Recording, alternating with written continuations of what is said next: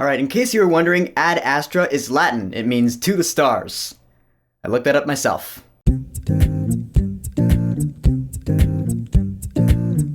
Ad Astra. So Ad Astra is our newest astronaut movie. Like every couple of years or so, we get an astronaut movie. 2013, we had Gravity. 2015, we had The Martian. And just last year, we had First Man, and all their posters are generally the same. So in Ad Astra is the near future. Brad Pitt plays an astronaut, Major Roy McBride. His father, played by Tommy Lee Jones, was also an astronaut. He went off on a mission to go find intelligent life. He never came back, so he was presumed dead. But then Roy gets word, hey, he might be alive and keeping secrets from us. So he goes back out into space to find his dad. And now we have our movie, which I heard generally good things about, and I gotta say a lot of it is true, but maybe it's just my perception of it that makes me go, the movie was okay. I mean, Brad Pitt does a really good job, and this is one of those movies where Brad Pitt, I'm pretty sure he's in every scene in the movie. He carries the movie. The rest of the supporting cast, they're only in like a couple scenes each. Donald Sutherland, which is funny, I'm like, wow, I haven't seen him since like The Hunger Games. Also Ruth Negga, which is great. When she first came on screen, I was like, yeah, Raina from Agents of S.H.I.E.L.D., yes! I'm sorry, I loved her in Agents of S.H.I.E.L.D. But in this movie, she's only in like 2 or 3 scenes. Same with Donald Sutherland, same with Liv Tyler. This movie is all about Brad Pitt, which would normally be fine with me. I wouldn't have a problem with it if his character wasn't so dry. Now, I get that astronauts have to be calm, cool, collected when they're going on their missions. They can't allow themselves to be emotionally compromised, they gotta stay focused. But that doesn't always make for the most interesting characters in movies. And you've heard that this movie is a bit of a slow burn, and yeah, it is. And again, that's not really a problem with me. It is slow, yes, but so was the last movie I reviewed, and I love the hell out of it. The pacing in this movie, to me, was not the problem. The problem was that I didn't care for Brad Pitt's character that much because he was so dry. We see him on his mission, and you don't really get a sense of his home life at all. I mean, you get like snippets of it,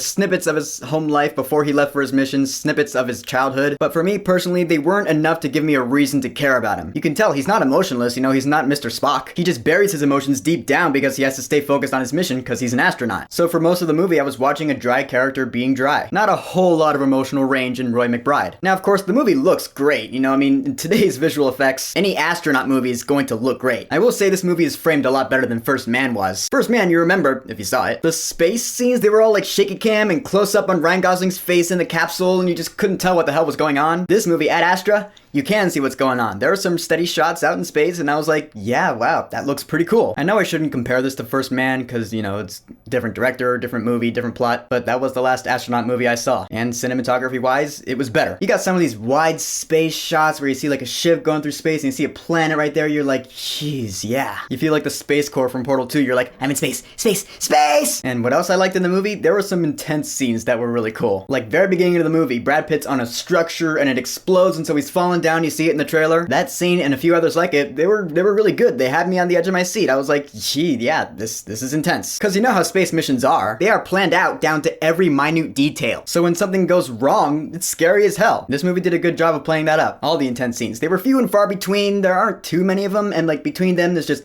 long stretches of dialogue scenes and isolated Brad Pitt scenes. So when it got to an intense scene, I was in it. The sound design is really good. Like when they're on the moon and there's that intense scene on the moon, no spoilers, there's no sound because they're on the moon. There's no sound in the vacuum of space on the moon, which makes the intense scenes even more intense. So yeah, big plus to this movie for the intense scenes. But again, they were few and far between. For most of the movie, you're just stuck with dry, stoic Brad Pitt. There were also some things in this movie, some elements that just seemed weird if not random. Like, I get that this is the near future, but are we really hoping to have a lunar colony on the moon with a Hudson News and a subway? It just seems kind of far-fetched. I mean, there's one scene, again, no spoilers, where something happened and I was like, that is just strange. I don't know if they gave it an explanation or not because, quite frankly, my mind started to wander in a few parts. But when I was watching this, I was like, that is just really out of left field. And then it's just never touched on again for the rest of the movie. It's like the scene just ended and then the movie was like, alright, that's done. Forget you ever saw that. Moving on. The music in this film was actually pretty cool. Most of it was done by composer Max Richter. I haven't heard of him before. But there was additional music done by Lorne Balfe. Him I do know. He's written some damn good stuff. In the music in this movie, there's no like theme or anything, but the vibe really fit the movie. A lot of synthesizers, they fit with the space scenes without making it too science fiction-y, if you know what I mean. It's like the synthesizers Thomas Newman used in the score for WALL-E, but with less melody, more background stuff. It was pretty neat. So in the end, Ad Astra, I thought it was alright, which is weird because again, I've heard generally pretty good things about this movie, so hey, I might be in the minority for this one. I did like this movie more than First Man. Brad Pitt was really good, his character was just kind of boring. In fact, I feel like the supporting characters had more emotional range than Brad Pitt did. The movie is a slow burn, but again, that's not a problem, at least not to me. I just didn't care too much for Brad Pitt's character because he didn't showcase that much emotion. The movie is framed really well, the intense scenes were really cool, they were like the best part of the movie for me. And the music was cool. I'd say it is still worth checking out. For Ad Astra, I will say, wait until this movie's at a discount theater, then go see it. Now it's only a matter of time before our next astronaut movie comes out. So Ad Astra, have you seen it? What did you think about it? And what is your favorite astronaut movie of all time? Mine? Probably Gravity. That movie's awesome. Unrealistic? Yeah, but that doesn't make it bad. I know some people who just don't like the movie solely because it's unrealistic. I'm like, yeah, tell that to Star Wars. But anyway, whatever you think, go ahead and leave a comment.